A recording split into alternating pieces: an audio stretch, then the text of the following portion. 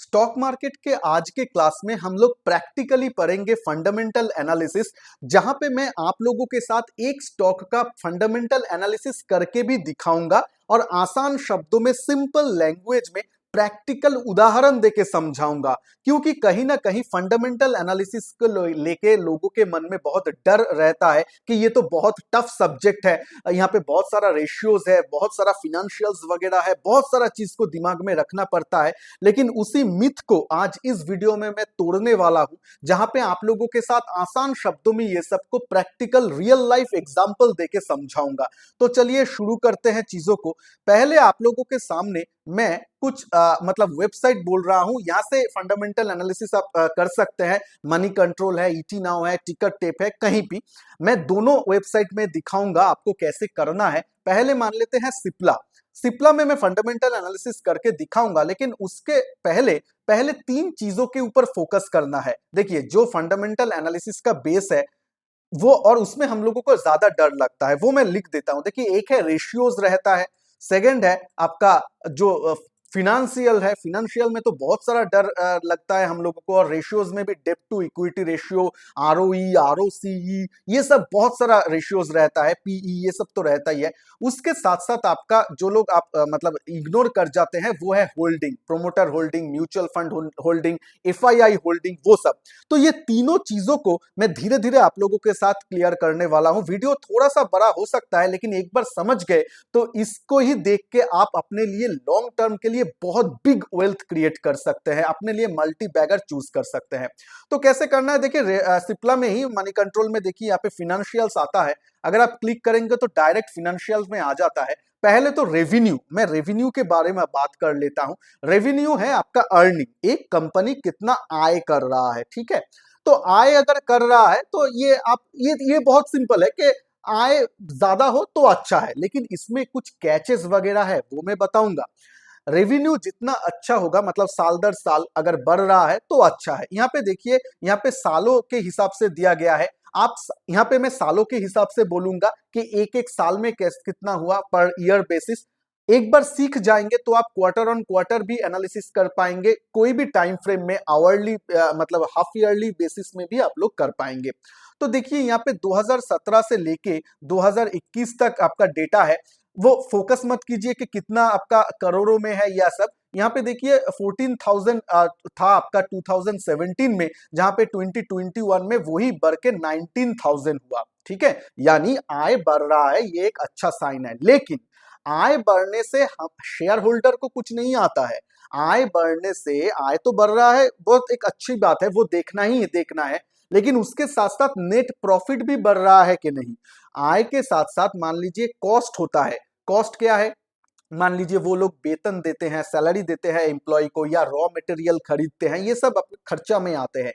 ऐसा तो नहीं है कि आय तो बढ़ रहा है लेकिन आपका कॉस्टिंग भी इतना बढ़ रहा है कि प्रॉफिटेबिलिटी उतना नहीं बढ़ रहा है, तो शेयर होल्डर का तो उतना अच्छा नहीं है ना, शेयर होल्डर्स के लिए। वो चीज देखना है तो उसके लिए आपको नेट प्रॉफिट में देखना पड़ेगा। उसके बाद मैं एक दो पॉइंट बताऊंगा। देखिए, नेट प्रॉफिट में जब मैं आऊंगा तब इसमें देखिए सालाना बेसिस में अब क्या हो रहा है। 2017 में ये था 1042 और 2021 में ये बढ़ के हो गया 2401, यानी डबल से भी ज्यादा, 1000 से लेके 2400, डबल से भी ज्यादा हो गया है। लेकिन वहां पे अर्निंग कितना हुआ था, रेवेन्यू 14,000 से बढ़ के 19,000 हुआ।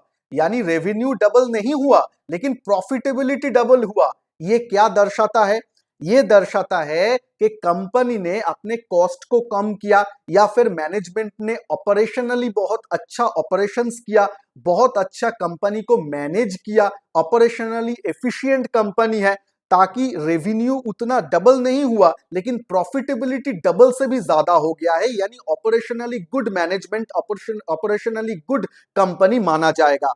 ये एक चीज है, ठीक है, इसको आपको ध्यान में रखना है। तो रेवेन्यू, आपका नेट प्रॉफिट और कॉस्टिंग को एक साथ लेके आपको एनालिसिस करना है।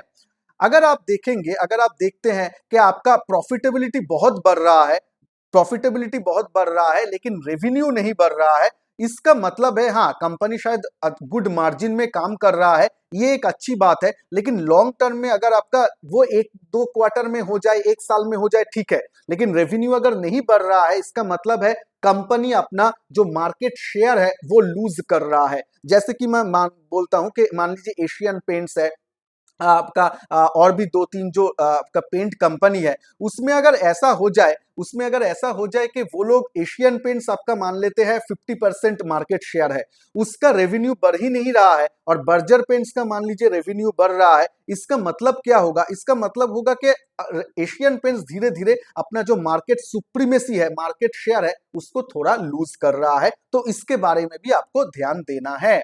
अब आ जाते हैं, 1-2 रेशियो के ऊपर आ जाऊंगा तो आपको क्लियर होगा, और वहां पे मैं प्रैक्टिकल एग्जांपल दूंगा, ठीक है। वो जो सबसे इंपॉर्टेंट है वो है डेब्ट टू इक्विटी रेशियो। इसको कैसे समझेंगे? थियोरी तो यहाँ पे लिखा हुआ है, इन्वेस्टोपीडिया में आप देख सकते हैं। ये एक्चुअली है क्या, देखिए, टोटल जो लायबिलिटीज है उसको अगर आप शेयर होल्डिंग इक्विटी से यानी नेट एसेट से अगर डिवाइड करते हैं तो जो आपको रेशियो मिलता है, इसको मत देखिए। मैं जो प्रैक्टिकली बोल रहा हूं उसको सुनेंगे तो मतलब होल लाइफ याद रखिएगा। मतलब मान लीजिए मेरे पास 5 लाख रुपए का मेरा लोन है, पर्सनल लोन हो सकता है, कोई भी 5 लाख रुपए का लोन है, और मेरे पास मान लीजिए मेरा फिक्स डिपॉजिट, मेरे पास मान लीजिए एक कार भी है, फिक्स डिपॉजिट है, अपना घर भी है, सब कुछ मतलब मिला के, और कुछ कैश भी वगैरह है, सब कुछ मिला के मेरा जो एसेट है वो मान लीजिए 10 लाख का है।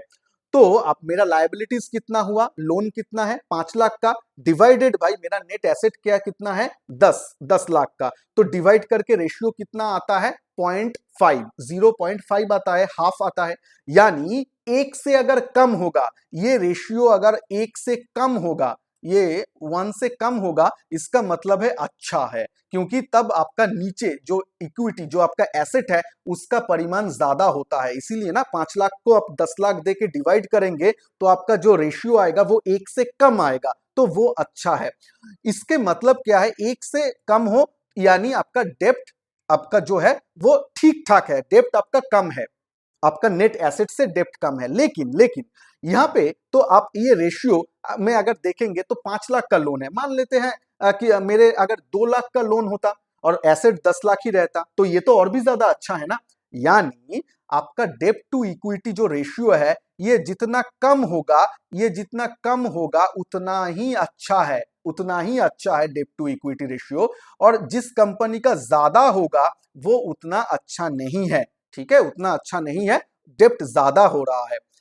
और एक बात ध्यान रखिएगा, छोटा मोटा डेप्ट फ्री में हम लोग सोचते हैं, मतलब डेप्ट फ्री मींस एकदम जीरो हो जाना, जीरो उतना में फोकस मत कीजिए। अगर 0.05 है रेशियो, 0.1 है तो भी चलेगा। देखिए, बिजनेस करने के लिए सभी लोग लोन लेते हैं, ठीक है, एशियन पेंट्स का भी लोन है, उतना वो वर्किंग कैपिटल के लिए चाहिए होता है, लेकिन उसका मतलब ही नहीं है कि हर कंपनी खराब है, नहीं।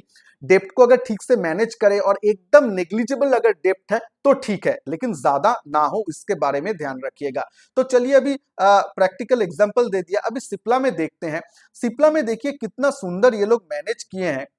2017 में 0.33 है, ऐसे आपको एनालिसिस करना है स्टॉक्स में, वही मैं बोल रहा हूं।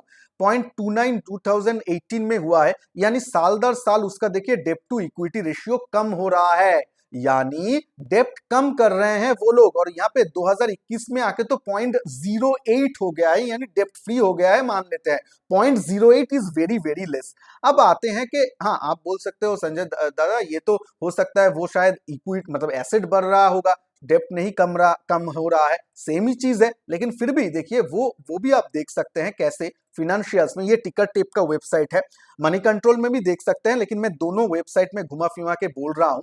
मान लीजिए यहाँ पे आप देखेंगे नेट इनकम बोल के है, आप अगर यहाँ पे जाएंगे, बैलेंस शीट में जाएंगे, क्योंकि वहां पे आपका नेट इनकम और profit before tax, profit after tax, ये सब मिल जाएगा। यहाँ पे आपका बैलेंस शीट में नेट लायबिलिटीज मिलेगा। यहाँ पे देखिए लायबिलिटीज भी वो लोग कम कर रहे हैं, 8,000 था, उसके बाद 7,000 में आया, उसके बाद 6,000 में आया।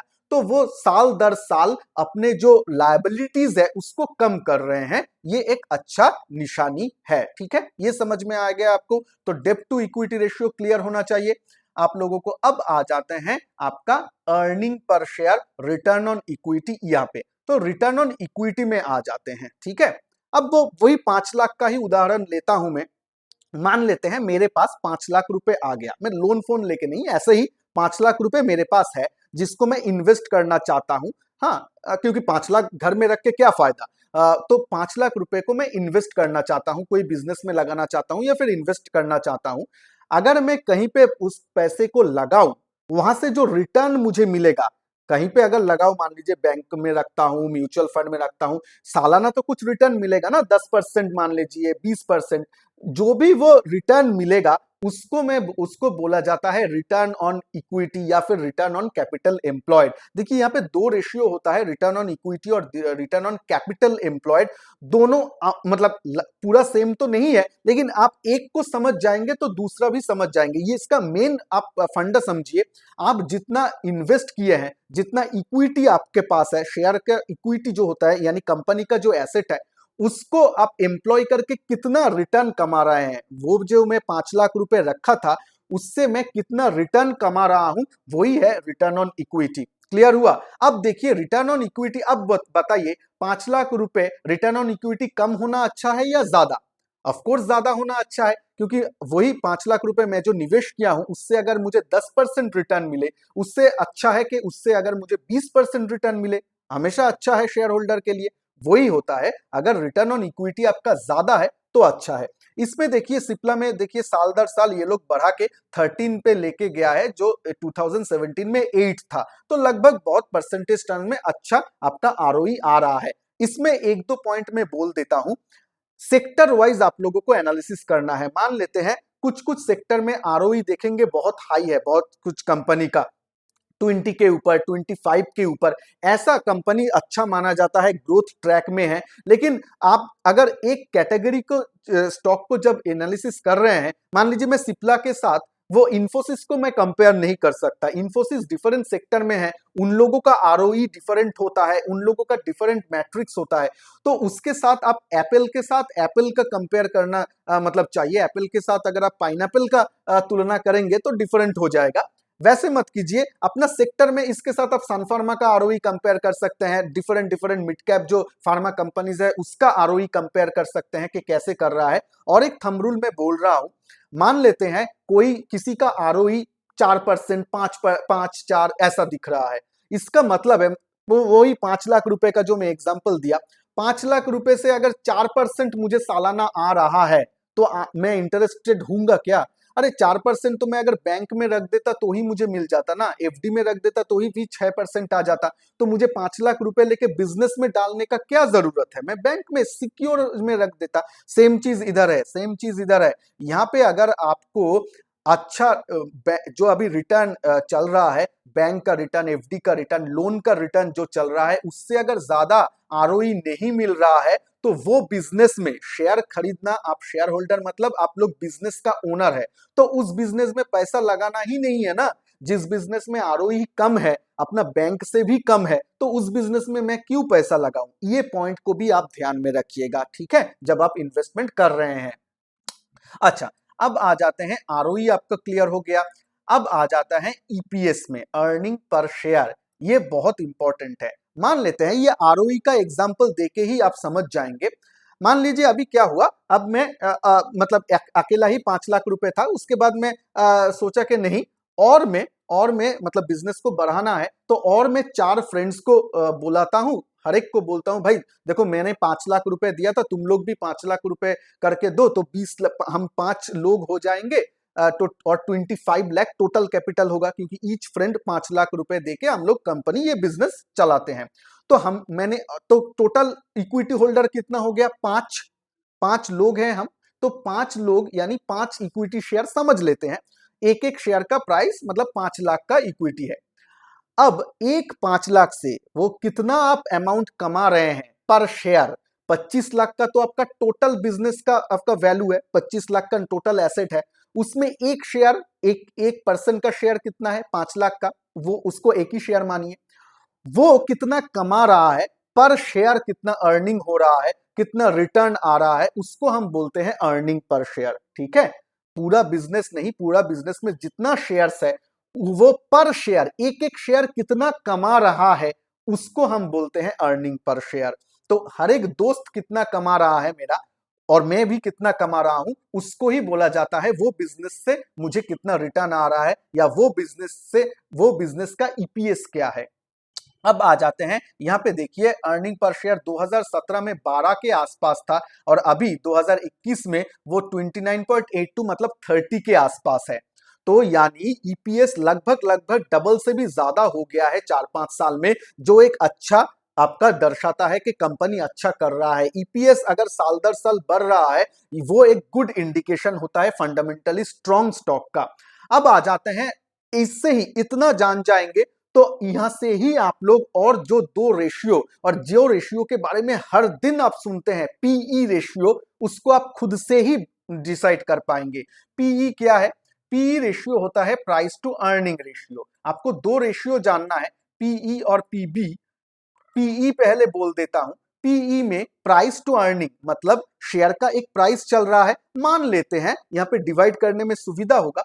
प्राइस जो आपका सिप्ला का, यही एग्जाम्पल का मान लीजिए 990 रुपीज में चल रहा है, मान लेते हैं। और अर्निंग पर शेयर कितना है, एक एक शेयर कितना खरीद मतलब अर्न कर रहा है, ये तो एक शेयर का प्राइस है जो स्टॉक मार्केट में अभी ट्रेड कर रहा है। एक शेयर का प्राइस 990 है, लेकिन एक शेयर एक्चुअल में कमा कितना रहा है, 30 रुपया, 30, राइट। तो ये 30 देके अगर आप डिवाइड करेंगे तो यहाँ पे कितना आएगा, 33। तो ये जो 33 है, ये है आपका प्राइस टू अर्निंग रेशियो। तो price to earning ratio Cipla का है 33, ठीक है, जब शेयर का प्राइस है 990। ये जैसे जैसे स्टॉक का प्राइस चेंज होता है, वैसे वैसे आपका प्राइस टू अर्निंग रेशियो भी बढ़ता है। अब आप बोलिए, प्राइस टू अर्निंग रेशियो ज्यादा होना अच्छा है या कम होना? अगर आप एक स्टॉक को लेना चाहते हैं तो ज्यादा होना अच्छा है या कम होना? ऑफ कोर्स कम होना अच्छा होगा। क्यों? सुन लीजिए तो आपको याद रहेगा। क्यों होगा? क्योंकि देखिए, आप लोग जब एक शेयर में एंट्री करना चाहते हैं तो आप चाहते हैं ना कम से कम प्राइस में मैं एंट्री करूं। अभी कम से कम मतलब क्या है, एक शेयर अर्निंग करके दे रहा है 30 रुपए, लेकिन मार्केट में उसका वैल्यूएशन है 990 रुपए का, तो प्राइस टू अर्निंग 33 हो गया। वैसे ही अगर 990 ना होके 300 रुपीज होता सिप्ला का प्राइस, तो अगर आप अर्निंग पर शेयर 30 से डिवाइड करते तो आता पीई रेशियो 10, राइट। तो 300 रुपए में आपको ज्यादा अच्छा लगता एंट्री करने के लिए, राइट। अगर आप एक स्टॉक को लेना चाहते हैं, तो स्टॉक को जब आप लेना चाहते हैं तब पीई रेशियो जितना कम होगा उतना अच्छा है, उतना बार्गेन में आपको मिल रहा है, उतना सेल में आपको मिल रहा है। यानी इसीलिए फंडामेंटली जो लोग ज्यादा फोकस करते हैं, उन लोगों के लिए मार्केट अगर क्रैश कर जाए तो अच्छे अच्छे स्टॉक बहुत ही कम दाम में मिलता है। कम दाम मतलब कम पीई रेशियो में मिलता है। इसीलिए शॉपिंग बैग अपना रेडी रखिए, जब भी क्रैश आता है तो शॉपिंग बैग लेके शॉपिंग में चला जाइए, वॉच लिस्ट रेडी रखिए, ठीक है। यही होता है मेन चीज। तो इसीलिए प्राइस टू अर्निंग जितना कम होगा, आप जब स्टॉक में एंट्री लेंगे उतना अच्छा है। आप ये जानने के बाद कभी भी आप लोग नहीं बोलेंगे कि आईईएक्स इंडियन एनर्जी एक्सचेंज ज्यादा महंगा है या फिर आपका सिप्ला ज्यादा महंगा है। सिप्ला का स्टॉक प्राइस है 990 रुपए और आईईएक्स का प्राइस है 220 रुपए के आसपास। तो कौन सा शेयर महंगा हुआ? बहुत लोग बोलेंगे नहीं, सिप्ला का दाम ज्यादा है, सिप्ला शेयर प्राइस 990 है, लेकिन सिप्ला ज्यादा महंगा नहीं है।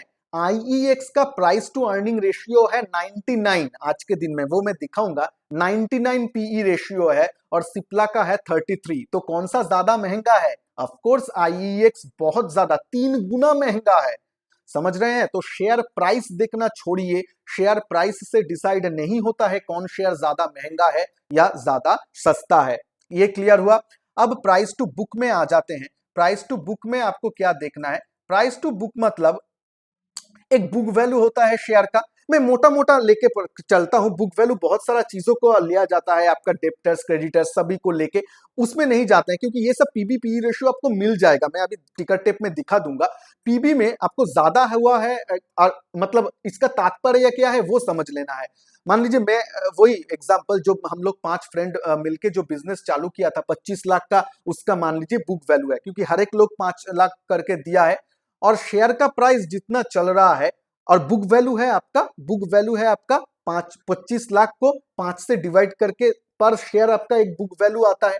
लेकिन कितना अभी ट्रेड कितना कर रहा है, कितना दाम में ट्रेड कर रहा है। मान लेते हैं सिप्ला का बुक वैल्यू है मान लेते हैं 300 रुपए, जस्ट फॉर एग्जाम्पल है, 300 रुपए बुक वैल्यू है, एक एक शेयर का बुक वैल्यू 300 रुपए है मान लेते हैं, और शेयर का प्राइस अभी मान लेते हैं 900 रुपए है, ठीक है। तो इसका बुक वैल्यू कितना हुआ, प्राइस टू बुक रेशियो, मतलब ये 900 को 300 से आपको डिवाइड करना है, तो प्राइस टू बुक आएगा 3, रेशियो आएगा 3।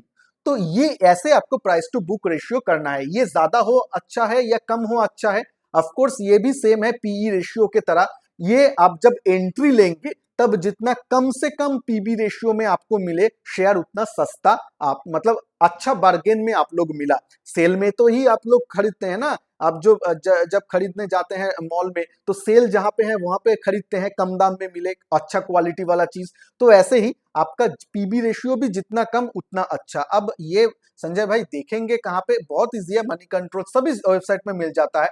टिकर टेप में देखिए, ओवरव्यू में अगर आप देखेंगे जो फर्स्ट पेज आपका ओपन होता है वहां पे ही आएंगे तो यहाँ पे देखिए की मैट्रिक्स में आपका पीई रेशियो आ गया।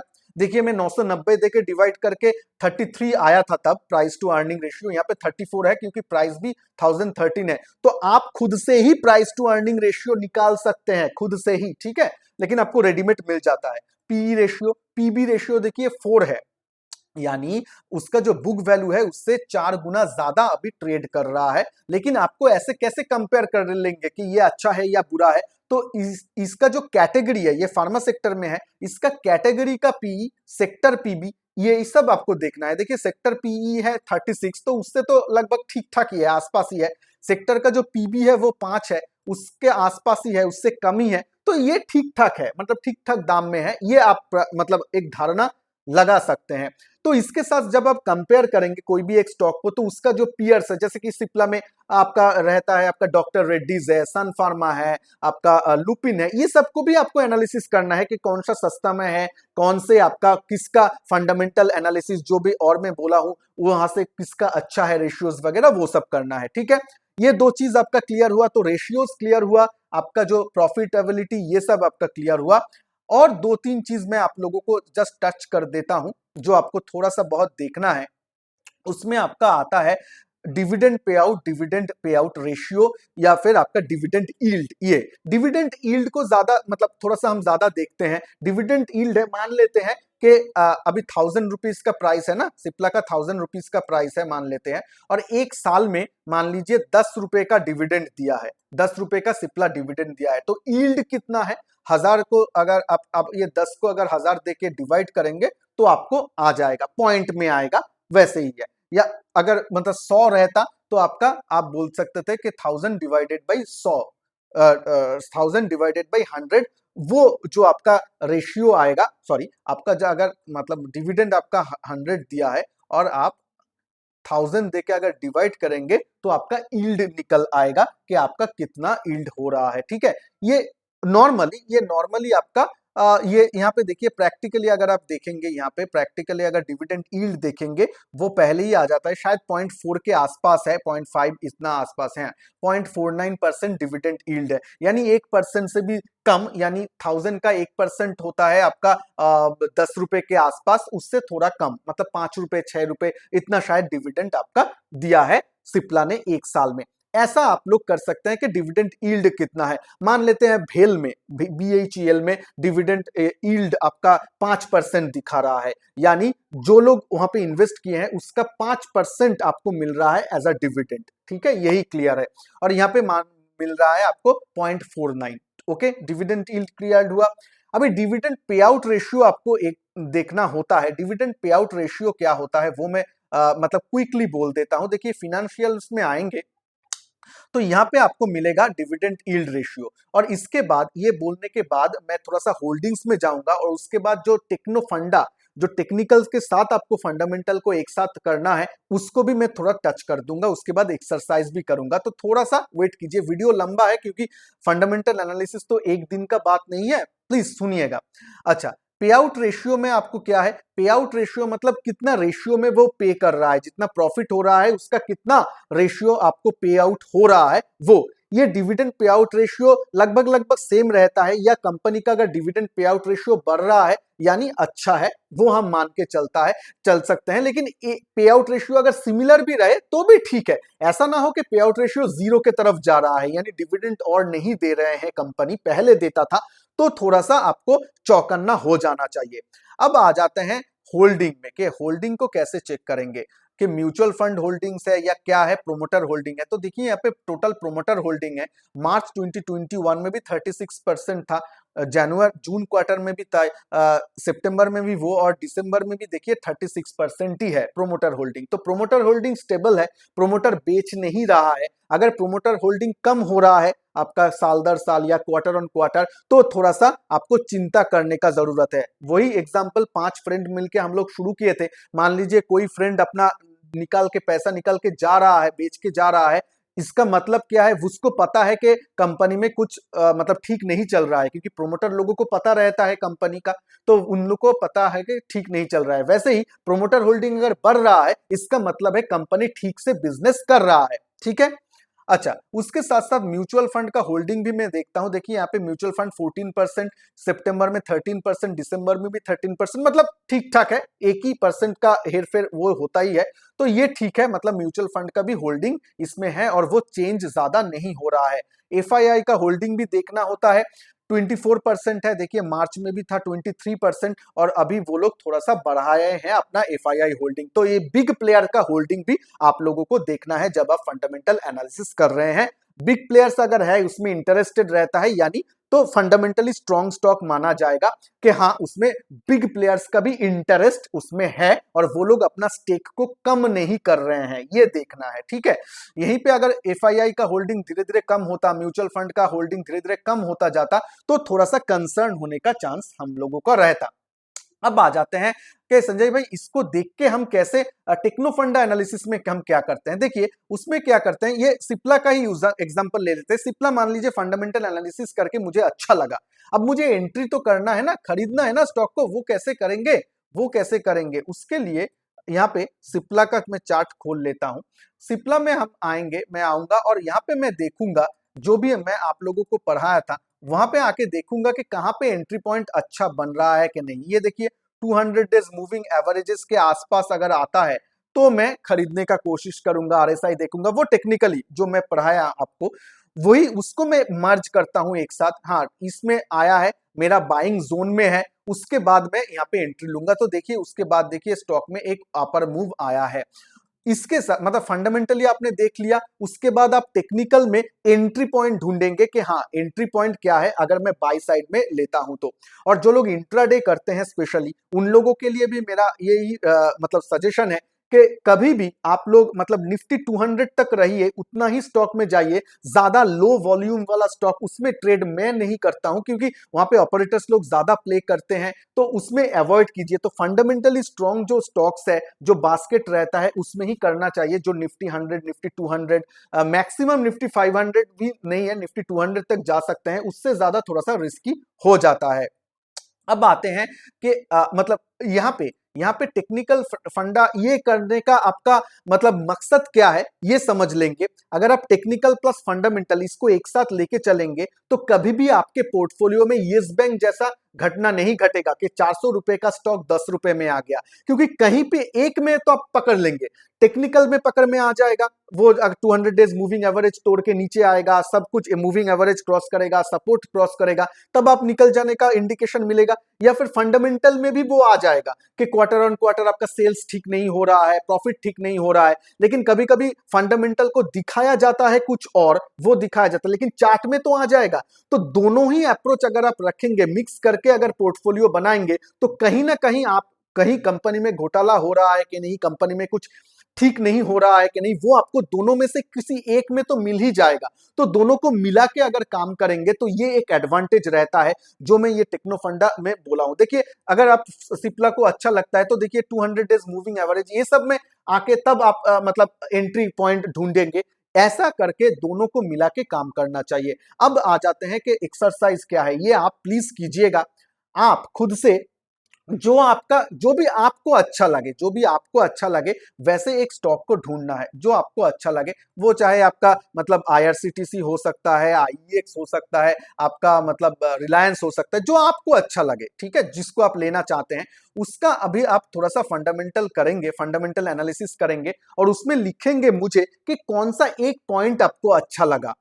ठीक है, मतलब मैं मान लीजिए सिप्ला का मैं कर रहा हूं तो मैं लिखूंगा संजय भाई मुझे सिप्ला का जो 4-5 साल में प्रॉफिट उसका डबल हो गया, लेकिन रेवेन्यू डबल नहीं हुआ लेकिन प्रॉफिट डबल हो गया, ये पॉइंट मुझे अच्छा लगा। कोई भी एक पॉइंट जो आपका फंडामेंटल में वो कंपनी में जिसको आप एनालिसिस करेंगे उसमें अच्छा लगा वो पॉइंट लिखिए। और लिखिए अगर मैं लेना चाहता हूं तो टेक्निकल में ये पॉइंट में, तो उसके बाद टेक्निकल देखिए, टेक्निकल में ये पॉइंट में मैं एंट्री लेने का या इस प्राइस जोन में मैं लेने का कोशिश मतलब लेने में इंटरेस्टेड हूं या मैं लेना चाहता हूं, इस प्राइस में आए तो मैं लेना चाहता हूं। बस ये दो लाइन। एक है कौन सा पॉइंट आपको अच्छा, कौन सा पॉइंट वो जो स्टॉक को एनालिसिस कर रहे हैं उसमें कौन सा उस कंपनी का कौन सा फंडामेंटल आपका चीज रेशियो या कौन सा चीज आपको अच्छा लगा वो लिखिए, सबसे अच्छा लगा। और उसके बाद टेक्निकल में कहां पे आप एंट्री लेना चाहते हैं वो लिख करिए। सुनने में बहुत मतलब ये लगेगा ये क्या एक्सरसाइज है, ये अगर आप हैबिट कर लेंगे ना कि फंडामेंटल भी देख के फिर आप स्टॉक में एंट्री लेने का, टेक्निकल में देख के एंट्री, ये अगर आप हैबिट बना लेंगे तो मैं आपको गारंटी देता हूं आप लोग कभी फंसेंगे नहीं, first of all. Second of all आप लोग खुद से ही मल्टीबैगर स्टॉक खुद के लिए आइडेंटिफाई कर सकते हैं, अपने नेक्स्ट जनरेशन के लिए भी वेल्थ क्रिएट करके जा सकते हैं। अपने लिए तो करेंगे ही, ऐसे करेंगे कि आपका नेक्स्ट जनरेशन शायद आराम से बैठ के खा पाए, ऐसे ही कर सकते हैं। उसका पहला स्टेप आज प्लीज कीजिएगा, देखिए प्लीज कीजिएगा कि मैं प्लीज बोल रहा हूं कि ये छोटा सा एक्सरसाइज है लेकिन ये हैबिट आपको कितना लेवल में लेके जा सकता है आपका धारणा नहीं है। प्लीज कीजिए, उसके बाद देखिएगा आप खुद खुद से ही अच्छे स्टॉक, अच्छा wealth created fundamentally strong stock को ढूंढ पाएंगे। तो चलिए वीडियो को अच्छा लगा है तो लाइक शेयर जरूर कीजिएगा और मतलब ये चैनल में अगर नए हैं तो सब्सक्राइब कर दीजिएगा। आपके स्क्रीन में आ जाएगा पुराना जो मेरा प्रीवियस क्लासेस का वीडियोस भी आ जाएगा, प्लीज क्लिक करके देखिएगा। खुश रहिएगा, एक्सरसाइज जरूर कीजिएगा। मिलते हैं नेक्स्ट वीडियो में, तब तक के लिए जय हिंद, वंदे मातरम।